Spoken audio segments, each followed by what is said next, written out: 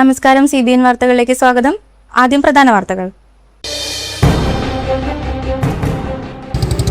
ചാലക്കുടി കോടതി ജംഗ്ഷനിലെ അടിപ്പാതയിൽ തുടർച്ചയായി ഉണ്ടാകുന്ന രൂക്ഷമായ ഗതാഗതക്കുരുക്ക് പരിഹരിക്കാൻ അടിയന്തരമായി നടത്തേണ്ട പ്രവർത്തനങ്ങൾ നഗരസഭാ ജനപ്രതിനിധികൾ നേരിട്ട് ഏറ്റെടുത്ത് നടപ്പാക്കി.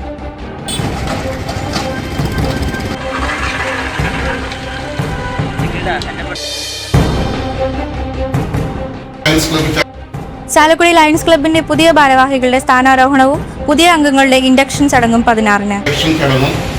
2026 ജൂലൈ 14 വ്യാഴാഴ്ച വൈകിട്ട് 7:30 ലയൺസ് ക്ലബ് നടക്കും.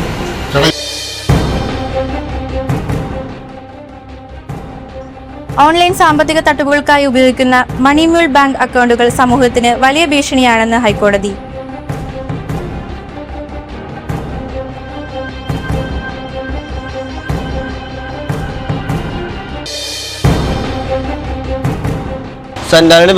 അങ്കമാലിയിൽ നിന്ന് മുന്നൂർ പള്ളിയിലേക്ക് സർവീസ് നടത്തിയ സ്വകാര്യ ബസും അടിയന്തര സർവീസ് നടത്തുകയായിരുന്ന ആംബുലൻസും മദ്യപിച്ചെത്തിയ 2 യുവാക്കൾ തടഞ്ഞിട്ടതായി പരാതി. വളവിൽ വെച്ചാണ് പറ്റിയത്. അവർ നേർക്കാർ കയറി വരാറുന്നു. രണ്ടുപേരും വെള്ളം കുടിച്ച് മദ്യപാനികളായിരുന്നു.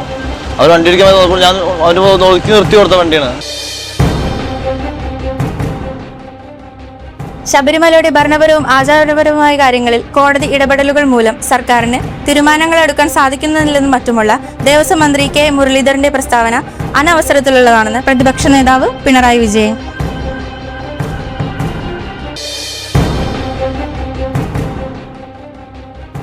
അതിവേഗ റെയിൽപാത സംബന്ധിച്ച് ഇടക്കാല വിദഗ്ധ സമിതി റിപ്പോർട്ട് പഠിച്ച ശേഷം സർക്കാർ തീരുമാനമെടുക്കുമെന്ന് മുഖ്യമന്ത്രി വി ഡി സതീശൻ.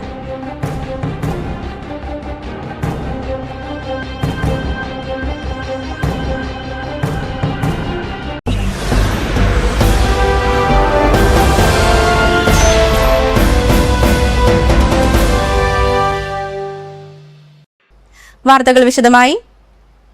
ചാലക്കുടി കോടതി ജംഗ്ഷനിലെ അടിപ്പാതയിൽ തുടർച്ചയായി ഉണ്ടാകുന്ന രൂക്ഷമായ ഗതാഗതക്കുരുക്ക് പരിഹരിക്കാൻ അടിയന്തരമായി നടത്തേണ്ട പ്രവർത്തനങ്ങൾ നഗരസഭാ ജനപ്രതിനിധികൾ നേരിട്ട് ഏറ്റെടുത്ത് നടപ്പാക്കി. നഗരസഭയിൽ കഴിഞ്ഞ മാസം നടന്ന സർവകക്ഷി യോഗത്തിലെ നിർദ്ദേശങ്ങളുടെ ഭാഗമായി അടിപ്പാതയിൽ അടിയന്തരമായി ആവശ്യമായ ക്രമീകരണങ്ങൾ നടത്തണമെന്ന് നഗരസഭാ ചെയർപേഴ്സൺ ആലി ഷിബു ദേശീയപാത അധികൃതരോട് ആവശ്യപ്പെട്ടിരുന്നു. തൃശൂർ കളക്ട്രേറ്റിൽ മന്ത്രിയുടെ സാന്നിധ്യത്തിൽ വിളിച്ചു ചേർത്ത ദേശീയപാതയുമായി ബന്ധപ്പെട്ട യോഗത്തിൽ ചാലക്കുടി MLA സനീഷ് കുമാർ ജോസഫും നഗരസഭാ അധികൃതരും ഇക്കാര്യം ആവശ്യപ്പെട്ടിരുന്നു. ഇതിനെ തുടർന്ന് ദേശീയപാത ഉദ്യോഗസ്ഥരും കരാർ കമ്പനി ജീവനക്കാരും ജനപ്രതിനിധികളും സ്ഥലം സന്ദർശിച്ച് കൂടുതൽ ഭൂമി ലഭ്യമാകുന്നതിന് മുമ്പ് തന്നെ സാധ്യമാകുന്ന പ്രവർത്തനങ്ങൾ നടത്താൻ തീരുമാനിച്ചു. നേരത്തെ അടിപ്പാതയുടെ നിർമ്മാണം പൂർത്തിയാക്കിയ കരാർ കമ്പനിയോട് ആവശ്യമായ നിർമ്മാണ പ്രവൃത്തികൾ ചെയ്യാൻ ആവശ്യപ്പെട്ടെങ്കിലും സമീപ പ്രദേശങ്ങളിൽ ഇവർക്ക് വർക്കില്ല എന്നതിനാൽ പ്രവൃത്തി ഏറ്റെടുക്കാൻ വിസമ്മതിച്ചതിനെ തുടർന്നാണ് നഗരസഭാ ചെയർപേഴ്സന്റെ നേതൃത്വത്തിൽ കൗൺസിലർമാർ തന്നെ മുൻകൈയെടുത്ത് നിർമ്മാണ പ്രവൃത്തികൾ നടത്തിയത്. അടിപ്പാതയിലെ ഇരുഭാഗത്തെയും ഫുട്പാത്തിന്റെ വീതി 5 അടിയിൽ നിന്നും 2.5 അടിയായി കട്ട് ചെയ്ത് കുറയ്ക്കുകയും ഇതിന്റെ 4 കോർണറിലും സ്ലാബ് കട്ട് ചെയ്ത് വെൽമൌത്ത് സൗകര്യപ്പെടുത്തുന്ന പ്രവൃത്തിയും പൂർത്തിയാക്കി. ഫുട്പാത്തിന് വീതി കുറഞ്ഞതിനാൽ ഹാൻഡ് റെയിലും സ്ഥാപിച്ചു. കിഴക്ക് ഭാഗത്തെ സർവീസ് റോഡിൽ സിവിൽ സ്റ്റേഷന്റെയും ഊക്കൻ ഷോപ്പിന്റെയും ഭാഗത്തെ ഡ്രൈനേജിന്റെ ഉയരം കുറിച്ച് സ്ലാബുകൾ സർവീസ് റോഡിന്റെ ലെവലിലാക്കി. ഇവിടെ വീതി കൂട്ടിയ ഇരുഭാഗത്തും ടൈലുകൾ നിരത്തി ബെൽമൌത്ത് സൗകര്യപ്പെടുത്തിയതോടെ കിഴക്ക് ഭാഗത്ത് ബെൽമൌത്ത് കൂടുതൽ സൗകര്യപ്രദമായി. ദേശീയപാത അതോറിറ്റിയുടെയും നഗരസഭയുടെയും പണം ചെലവഴിക്കുന്നതിന് സാധിക്കാത്ത സാഹചര്യത്തിൽ നിർമ്മാണ പ്രവർത്തനങ്ങൾക്കാവശ്യമായ പണം കരാർ സ്ഥാപനവും ജനപ്രതിനിധികളും ചേർന്ന് സ്വരൂപിച്ചാണ് പ്രവൃത്തികൾ പൂർത്തിയാക്കിയത്. അടിപ്പാതയ്ക്കുള്ളിൽ റോഡിന് വീതി കൂടുകയും സർവീസ് റോഡിന്റെ ഇരുഭാഗത്തും ബെൽമൌത്തുകൾ സൗകര്യപ്പെടുത്തുകയും ചെയ്തതോടെ ഇവിടെ തുടർച്ചയായി അനുഭവപ്പെട്ടിരുന്ന ഗതാഗത കുരുക്ക് ഒരു പരിധിവരെ കുറഞ്ഞു. കിഴക്കും പടിഞ്ഞാറും ഭാഗത്തുള്ള സിവിൽ സ്റ്റേഷന്റെയും ഇറിഗേഷൻ വകുപ്പിന്റെയും സ്ഥലം വിട്ടുകിട്ടുന്നതിനുള്ള നടപടികൾ നടന്നു വരുന്നുണ്ട്. അനുമതി ലഭ്യമായാൽ ഇവിടുത്തെ പോസ്റ്റും ടവർ ലൈനും മാറ്റി സ്ഥാപിച്ച് ബെൽമൌത്ത് കൂടുതൽ സൗകര്യപ്പെടുത്തുന്ന പ്രവൃത്തിയും പൂർത്തിയാക്കും. നഗരസഭാ chairperson Ali Shibu, vice chairman KV Paul, standing committee ചെയർമാൻമാരായ Annie Paul, OS Chandran, Jio Kizhakkunthala, Shifa Santhosh, Liji Joji, parliamentary party ലീഡർമാരായ ഷിബു വാലപ്പൻ, ജിൽ ആന്റണി, കൗൺസിലർമാരായ വിൻസെന്റ് പാണാട്ടുപറമ്പിൽ, ഉണ്ണികൃഷ്ണൻ, റെയ്സൻ ആലുക്ക, റീന ഡേവിസ്, വത്സൻ ചമ്പക്കര, ജെസി റാഫേൽ, വിനീത ഷാൻഡോ എന്നിവർ അടിപ്പാത സന്ദർശിച്ച് പ്രവർത്തനങ്ങൾ വിലയിരുത്തി.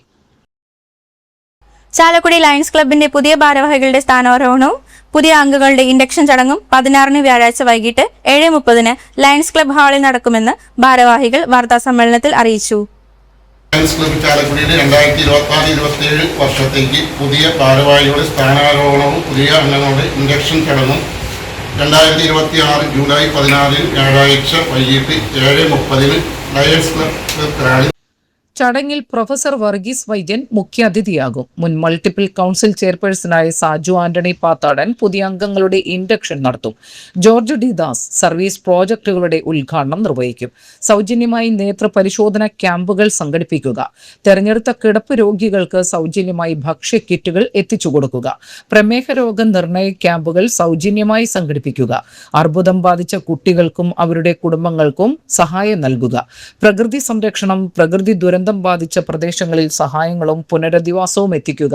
യുവജന ശാക്തീകരണം, മാനവിക പ്രവർത്തനങ്ങൾ, സമൂഹത്തിലെ എല്ലാ വിഭാഗത്തിലും പെട്ടവരുടെ മാനസികാരോഗ്യ പ്രവർത്തനങ്ങൾ ഏകോപിപ്പിക്കുക. പ്രായാധിക്യത്താൽ വിഷമിക്കുന്ന സീനിയർ സിറ്റിസൺസിന് വേണ്ടിയുള്ള പ്രവർത്തനങ്ങൾ നടത്തുക എന്നിവയാണ് ഈ വർഷം ക്ലബ്ബ് പദ്ധതിയായി നിശ്ചയിച്ചിരിക്കുന്ന പ്രധാന പ്രവർത്തനങ്ങൾ എന്ന് ഭാരവാഹികൾ അറിയിച്ചു.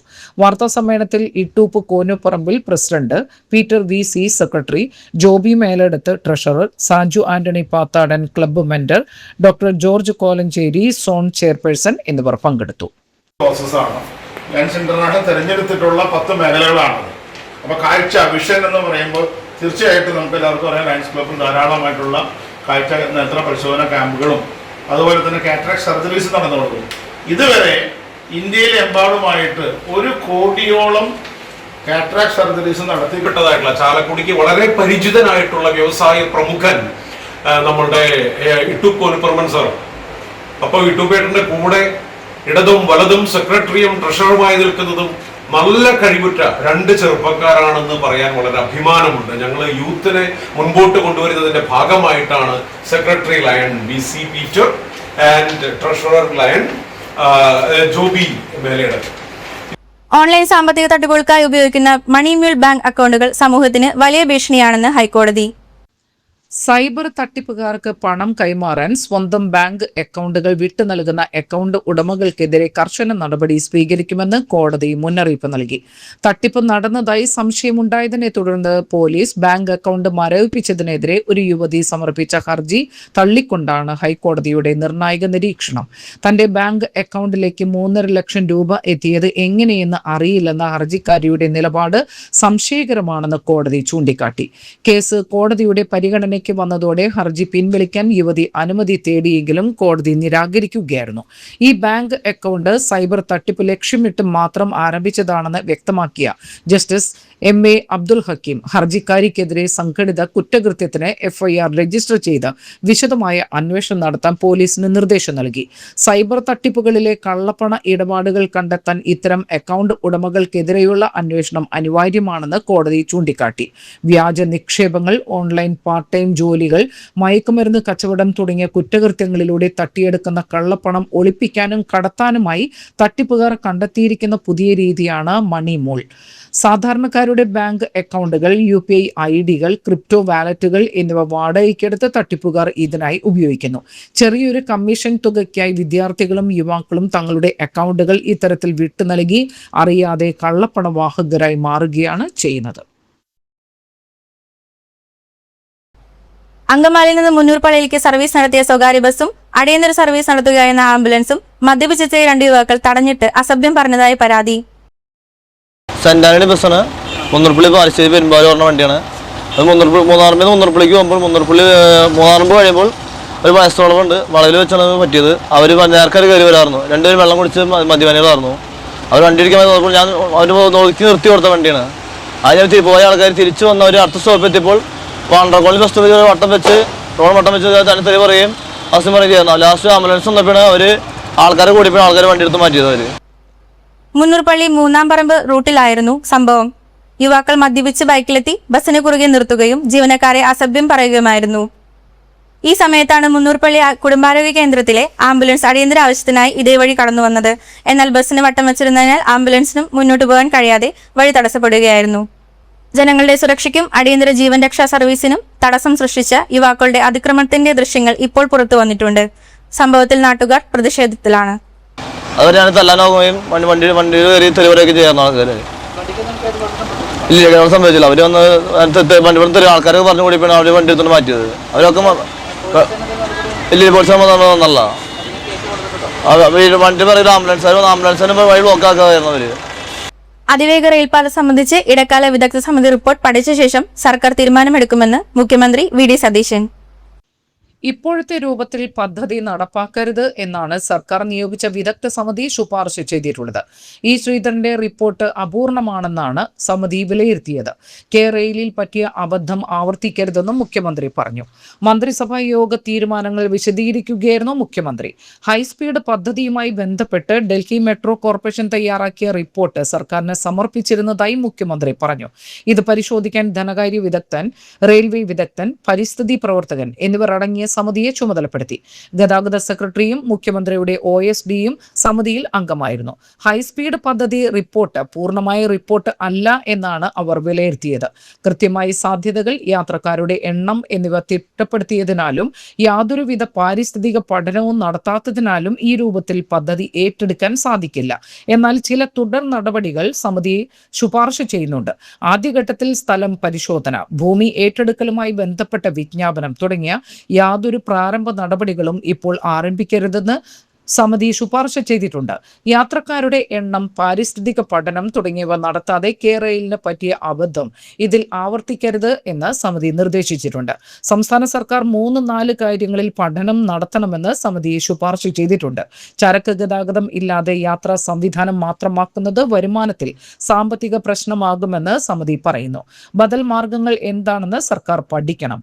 ഭൂമിയുടെ ലഭ്യത, നിലവിലുള്ളതും ഭാവിയിൽ വികസിക്കുന്നതുമായ മെട്രോ, തുറമുഖ, ഉൾനാടൻ ജലഗതാഗതവുമായുള്ള സംയോജനം എന്നിവയെക്കുറിച്ച് പഠിക്കണം എന്നും സമിതി നിർദ്ദേശിച്ചിട്ടുണ്ട്.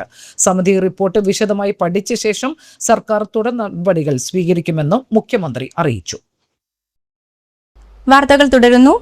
തിരക്കേറിയ ചാലക്കുടി റെയിൽവേ സ്റ്റേഷൻ റോഡിൽ നഗരസഭാ ഓഫീസ് മുതൽ കാർമൽ സ്കൂൾ വരെയുള്ള ഭാഗത്ത് അപകടകരമായി നിൽക്കുന്ന മരങ്ങളുടെ കൊമ്പുകൾ മുറിച്ചുമാറ്റുന്ന പ്രവൃത്തികൾക്ക് തുടക്കം.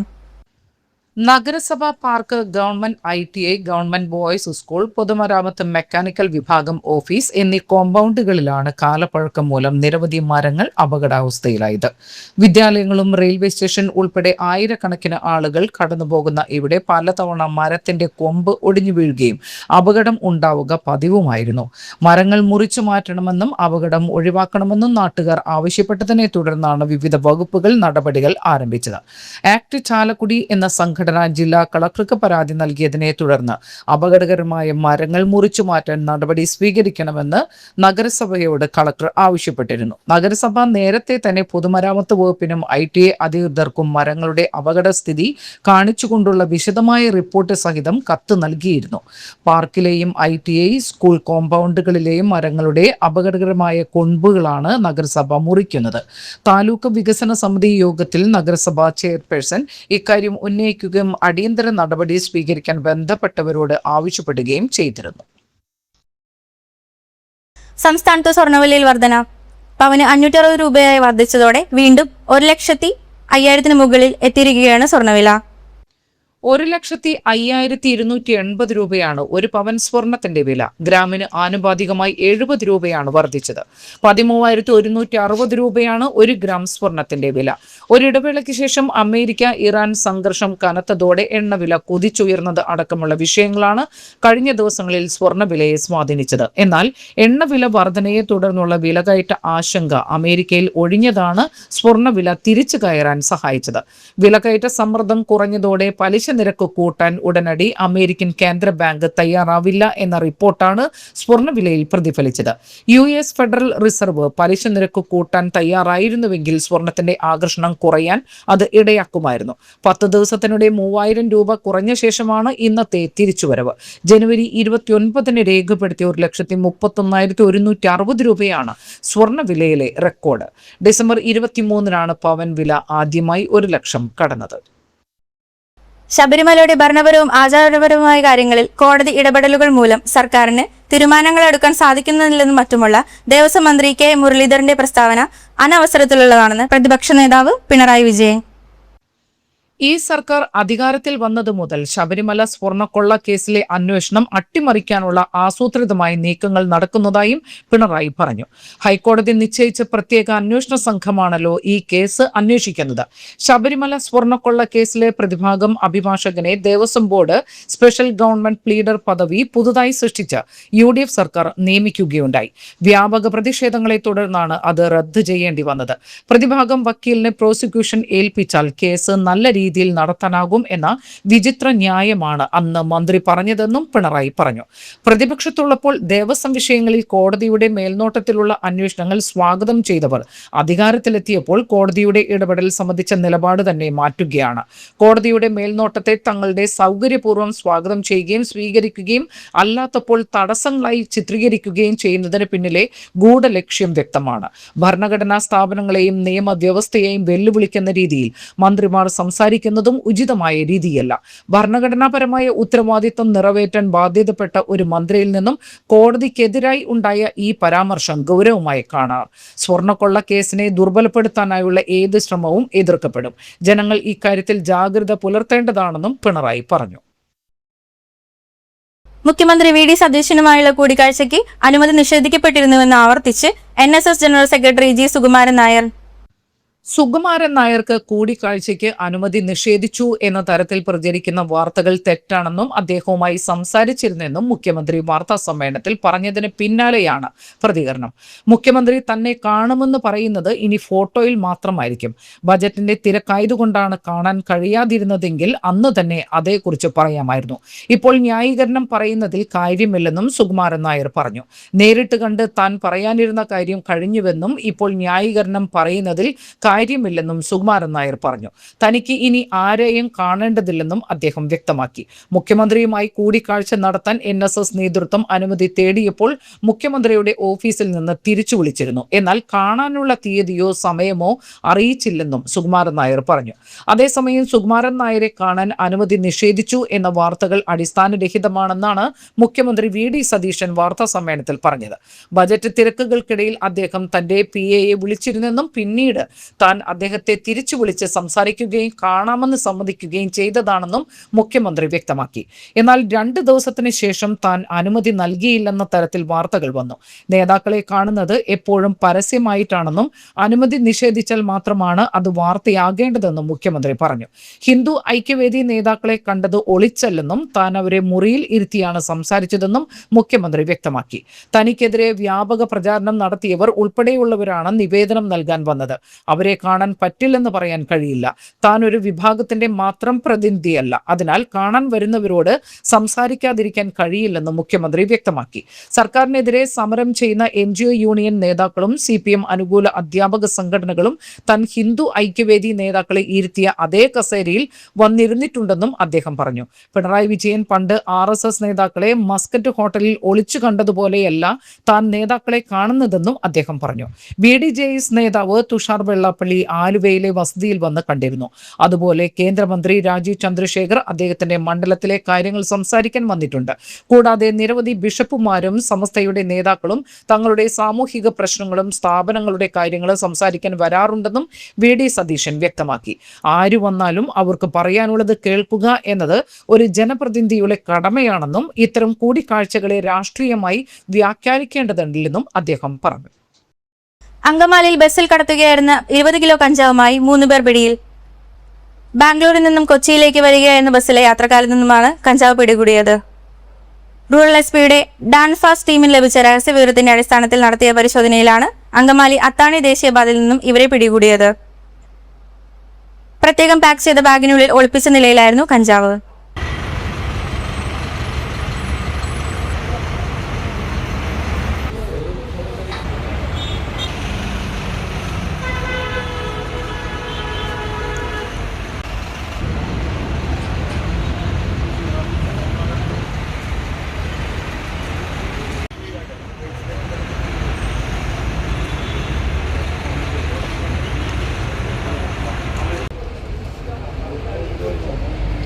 പടിഞ്ഞാറ് ചാലക്കുടി പാലമറ്റത്ത് കുറ്റിയിൽ ഷാജു ഭാര്യ സിനി നിര്യാതയായി. 46 വയസ്സായിരുന്നു. സംസ്കാരം വ്യാഴാഴ്ച ഉച്ചതിരിഞ്ഞ് 3:30 പടിഞ്ഞാറ് ചാലക്കുടി നിത്യസഹായമാതാ പള്ളി സെമിത്തേരിയിൽ. കൊരട്ടി നാൽപ്പാടൻ ദേവസ്വയുടെ മകൻ ബാബു നിര്യാതനായി. 55 വയസ്സായിരുന്നു. സംസ്കാരം നടത്തി. പ്രധാന വാർത്തകൾ ഒരിക്കൽ കൂടി. ചാലക്കുടി കോടതി ജംഗ്ഷനിലെ അടിപ്പാതയിൽ തുടർച്ചയായി ഉണ്ടാകുന്ന രൂക്ഷമായ ഗതാഗതക്കുരുക്ക് പരിഹരിക്കാൻ അടിയന്തരമായി നടത്തേണ്ട പ്രവർത്തനങ്ങൾ നഗരസഭാ ജനപ്രതിനിധികൾ നേരിട്ട് ഏറ്റെടുത്ത് നടപ്പാക്കി.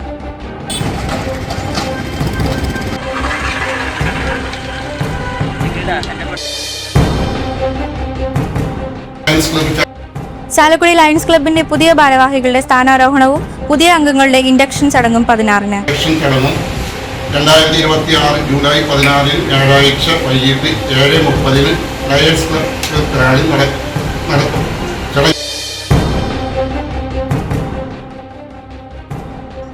ഓൺലൈൻ സാമ്പത്തിക തട്ടിപ്പുകൾക്കായി ഉപയോഗിക്കുന്ന മണിമ്യൂൾ ബാങ്ക് അക്കൗണ്ടുകൾ സമൂഹത്തിന് വലിയ ഭീഷണിയാണെന്ന് ഹൈക്കോടതി.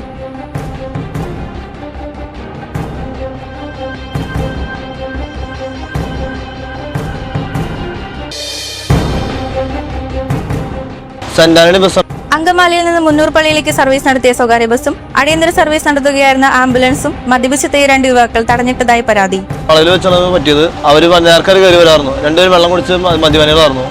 അവർ വണ്ടി ഇരിക്കാൻ നോക്കുമ്പോൾ ഞാൻ അവന് നോക്കി നിർത്തി കൊടുത്ത വണ്ടിയാണ്. ശബരിമലയുടെ ഭരണപരവും ആചാരപരവുമായ കാര്യങ്ങളിൽ കോടതി ഇടപെടലുകൾ മൂലം സർക്കാരിന് തീരുമാനങ്ങൾ എടുക്കാൻ സാധിക്കുന്നില്ലെന്നും മറ്റുമുള്ള ദേവസ്വം മന്ത്രി കെ മുരളീധരന്റെ പ്രസ്താവന അനവസരത്തിലുള്ളതാണെന്ന് പ്രതിപക്ഷ നേതാവ് പിണറായി വിജയൻ.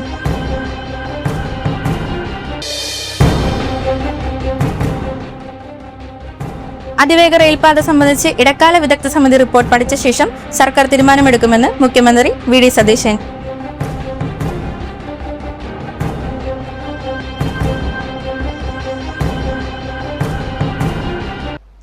ഇതോടെ ഈ വാർത്താ ബുള്ളറ്റിൻ സമാപിച്ചു. നമസ്കാരം.